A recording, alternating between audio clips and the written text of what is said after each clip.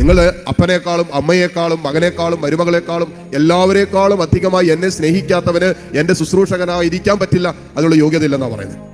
ഈശോ പറഞ്ഞു വെക്കുന്നത് തന്നെ ബയോളജിക്കൽ റിലേഷൻഷിപ്പ്, നമുക്ക് ദൈവം തന്നിരിക്കുന്ന കുടുംബമായിട്ടുള്ള ബന്ധത്തെക്കാളും നമുക്ക് വലുതായിരിക്കണം നമുക്ക് ദൈവത്തോടുള്ള ബന്ധം. നമുക്ക് ഈശോയോടുള്ള ബന്ധം ഒരു അപ്പസ്തോലന്, ഒരു സുവിശേഷ ജീവിതം നയിക്കുന്നവന്, യേശുവിനോട് ഐക്യപ്പെട്ട് ആ ഒരു ക്രിസ്തീയ ജീവിതത്തിലായിരിക്കുന്ന ഒരു ദൈവ പൈതലിന് യേശുവിനോടുള്ള ബന്ധമാണ് മറ്റെല്ലാ ബന്ധങ്ങളെക്കാളും വലുത്. പക്ഷേ ഞാൻ സുവിശേഷം ജീവിക്കാൻ തുടങ്ങുമ്പോൾ, ഞാൻ ഈശോയോട് നിൽക്കാൻ തുടങ്ങുമ്പോൾ എൻ്റെ അപ്പനോ എൻ്റെ അമ്മയോ എൻ്റെ മകനോ എൻ്റെ മരുമകളോ ഒക്കെ എതിർത്താൽ പോലും ആ ബന്ധത്തെക്കാളും വലുതാണ് എനിക്ക് യേശുവിനോടുള്ള ബന്ധം എന്ന് പറയുന്നത്. നമ്മൾ ഈ സുവിശേഷ ദൗത്യം ഏറ്റെടുത്ത് സുവിശേഷം ജീവിക്കാൻ തുടങ്ങുമ്പോൾ ഒരുപക്ഷെ വീട്ടുകാർ പോലും നമുക്ക് എതിരാകും, ബന്ധങ്ങൾ എതിരാകും.